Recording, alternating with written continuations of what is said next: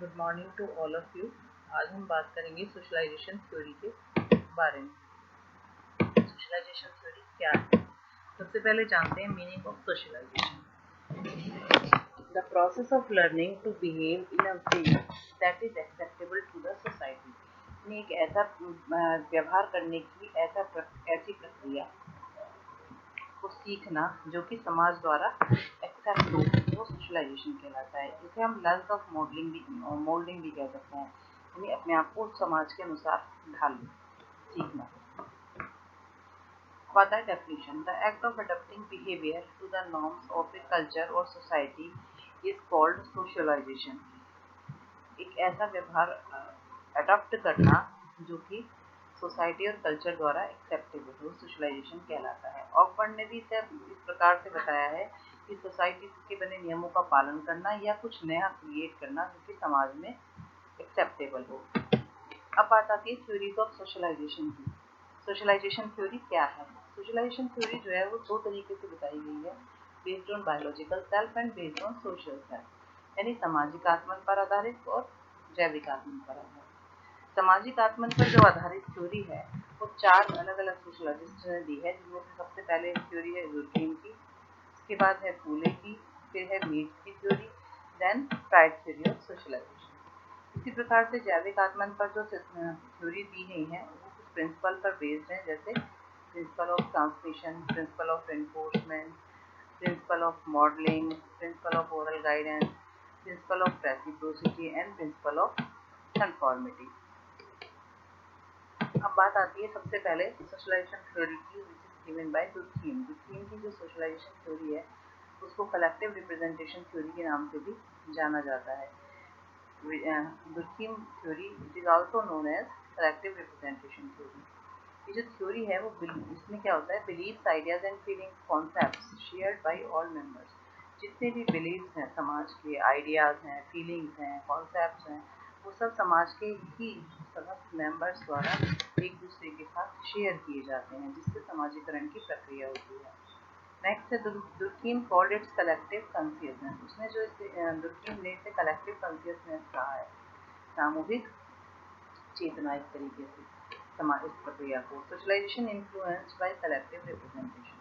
Socialisation जो है वो कलेक्टिव रिप्रेजेंटेशन के द्वारा प्रभावित होता है। जैसे जैसे कलेक्टिविटी बढ़ती है, विचार और आइडियाज और कॉन्सेप्ट शेयर होते हैं, उसी प्रकार से समाजीकरण की प्रक्रिया चलती है।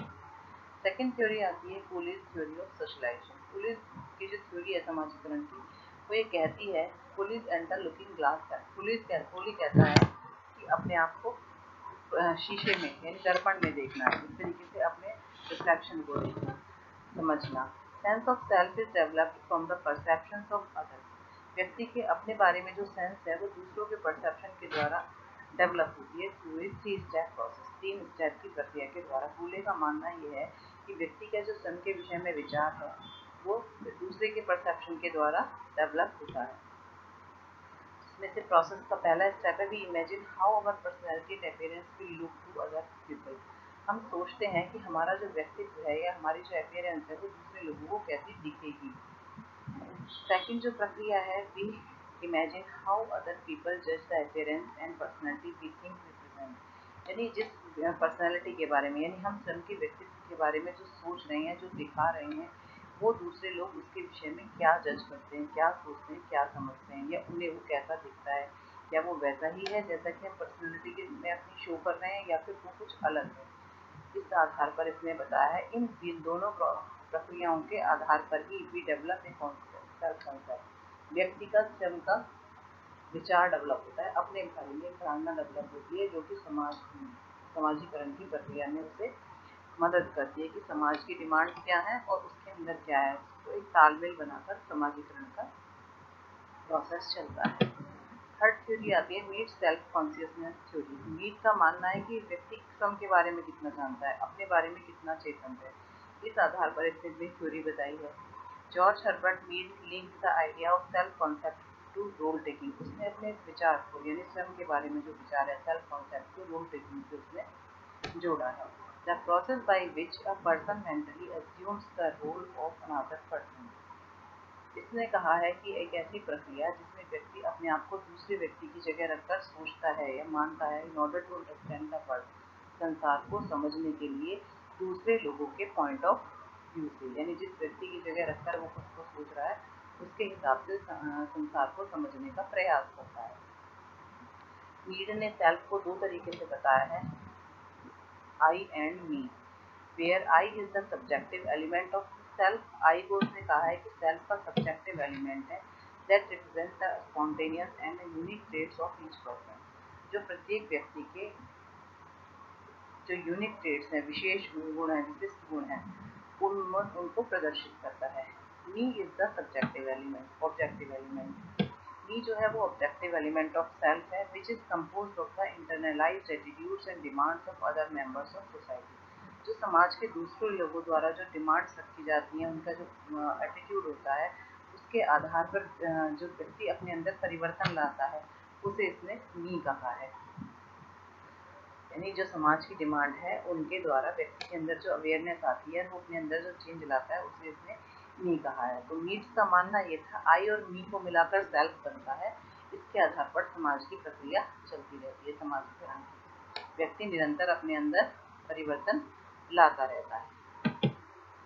नेक्स्ट थ्योरी है Freud theory of socialisation. Freud ने अपनी थ्योरी जो है दी है ईड ईगो सुपर ईगो पर। जैसा कि आप जानते हैं ईड ईगो सुपर ईगो पर आधारित फ्राइड ने अपनी पर्सनालिटी थ्योरी दी है, उसी आधार पर इसने अपना समाजीकरण सिद्धांत भी बताया है। सबसे पहले बात करते हैं ईड की। ईड क्या है? ईड आप जैसा कि आप जानते हैं, ईड जो है एक ऐसे व्यक्ति के लिए आता है जिसमें व्यक्ति को सब कुछ अपने अंदर दिखाई देता है कि मैं उसकी जिद, कि मैं ये हूँ, मैं वो हूँ, मैं ये कर सकता हूँ, यानी वो अपनी मनमानी करता है। तो समाजीकरण की प्रक्रिया में इसको अनसोशलाइज्ड कहा गया है कि जो समाज एक्सेप्ट नहीं करता हो, वो चीज़ें इसमें आती हैं। ईड जो है वो बायोलॉजिकल है, जैविक रूप से आता है। अब आते हैं सेकंड ईगो। ईगो में क्या है? इट एक्ट विद रीजन, ये किसी न किसी कारण से काम करता है कि ऐसा है, क्यों है, ऐसा होना चाहिए या नहीं होना चाहिए, इस आधार पर विचार करता है। It discovered with what is right what is wrong, ये हमेशा इस उधेड़-बुन में या खोज में लगा रहता है कि क्या सही है और क्या गलत है। Action of individual guided by ego, जितनी भी प्रक्रियाएं हैं, यानी जो व्यक्ति एक्ट करता है वो ईगो के द्वारा गाइड होते हैं। Ego is the psychological factor. Ego क्या है? वो एक मनोवैज्ञानिक फैक्टर है। अब आता है सुपर ईगो। सुपर ईगो क्या है? इट रिप्रेजेंट्स आइडियल नॉर्म्स, ये आइडियल नॉर्म्स को बताता है कि ऐसा होना चाहिए, समाज इसे एक्सेप्ट करता है, इस प्रकार की चीज़ों को ये बताता है। Moral aspect of personality, super ego जो है वो मोरल एस्पेक्ट है पर्सनैलिटी का। It controls both id and ego, ये दोनों को कंट्रोल करता है, ईड को भी और ईगो को भी। When conflict between the two, it supports ego. जब इड और ईगो में कॉन्फ्लिक्ट चलता है तो ये ईगो को सपोर्ट करता है। सुपर ईगो जो है वो सोशल फैक्टर है। एक स्टेटमेंट है, इफ इट इज स्ट्रॉन्ग, अगर इड अधिक स्ट्रॉन्ग है और ईगो वीक है, वन बिकम्स डेलिजेंट, एक व्यक्ति अपराधी बन जाता है, यानी वह अपनी भावनाओं में पर कंट्रोल नहीं कर पाता, क्या सही है क्या गलत है इस पर विचार नहीं कर पाता, और वो वही एक्ट करने लगता है जो उसे अच्छा लगता है, जिससे वो अपराधी भी बन जाता है। अब आती है socialisation theory based on biological self. Biological self पर जो आधारित थ्योरी है सोशलाइजेशन की, वो छह प्रिंसिपल्स बताए गए हैं, जिसमें पहला प्रिंसिपल है principle of transmission. Principle of transmission कहता है कि जो पीढ़ी दर पीढ़ी माँ बाप से बच्चों को या अपनी पुरानी जनरेशन से नई जनरेशन को जो चीज़ें समाज में रहने के लिए, एक्सेप्ट होने के लिए, सीखने के लिए मिलती हैं, वो उससे समाजीकरण होता है। यानी माँ बाप जैसा अपने बच्चे को सिखाते हैं, जैसे छोटे बच्चों को शुरू से सिखाया जाता है बड़ों का सम्मान करना, उनको इज्जत देना, उनकी बात मानना, आज्ञा का पालन करना, ये सब समाजीकरण की प्रक्रिया के अंतर्गत आता है। दूसरा आता है प्रिंसिपल ऑफ रिइंफोर्समेंट। रिइंफोर्समेंट यानी प्रबलन का सिद्धांत। प्रबलन का सिद्धांत ये कहता है कि जो भी व्यक्ति एक्ट करता है, अगर उसे अप्रिसिएशन मिलता है, उसे कहा जाता है अरे आपने बहुत अच्छा किया, तो वो व्यक्ति उस एक्ट को अपने अंदर ढाल लेता है, वो बार बार उसे निरंतर दोहराता है, और उसमें कुछ और इम्प्रूवमेंट अगर कोई सजेस्ट करता है तो उसको भी एक्सेप्ट करता है। इस प्रकार से समाजीकरण की प्रक्रिया में प्रक्रिया चलती रहती है। जो एक्ट व्यक्ति को अप्रिसिएशन दिलाता है, उसे वो निरंतर दोहराता रहता है। तीसरा है प्रिंसिपल ऑफ इमिटेशन और मॉडलिंग, यानी प्रतिरूपण का सिद्धांत। जब व्यक्ति किसी एक को मॉडल मानकर उसके आधार पर उसके व्यवहारों को ऑप्ट करता है, वैसा ही करने का प्रयास करता है, अपने अंदर परिवर्तन लाता है, तो इसके द्वारा भी समाजीकरण की प्रक्रिया होती है।